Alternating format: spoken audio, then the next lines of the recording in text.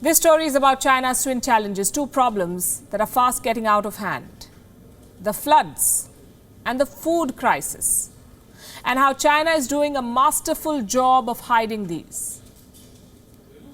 Let's start with the floods. It's raining again in parts of China. More water has swelled the country's biggest river, the Yangtze. And the problem is getting worse by the day. UNESCO World Heritage Sites, like a giant Buddha, are in danger. Not to mention thousands of people who are under threat. All because of a dam that could break. This is China's biggest dam, the Three Gorges Dam. It is being tested by the flood waters. The dam's reservoir saw its highest ever flood levels.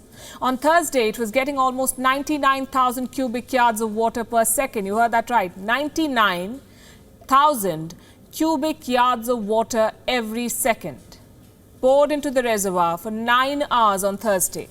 Around 1 lakh people have been evacuated from Sichuan. That's a Chinese province along the upper banks of the Yangtze. This is amid fears that the Three Gorges Dam could break and flood more establishments downstream. That includes a UNESCO World Heritage Site, the giant Buddha. This is a 1,200-year-old stone statue of Lord Buddha, something that is carved into the cliff of a mountain. The statue is in Lishan, a city in southern Sichuan. There's an ancient saying about the city of Lishan. Giant Buddha wants to wash its feet.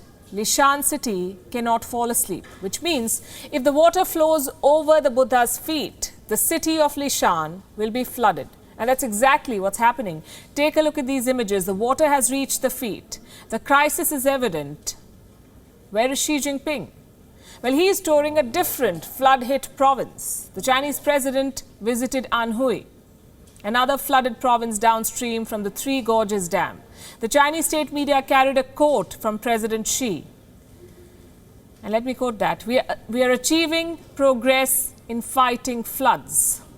That's all he said, and it's a lie. Hundreds of people have died from the crippling floods. Millions have been displaced.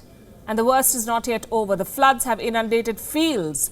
There are fears of a food crisis. The Chinese state has launched a drive to contain food wastage. We've been telling you about this. President Xi was the first to sound an alarm. He asked the people of China to not waste food. His state machinery is doing the rest.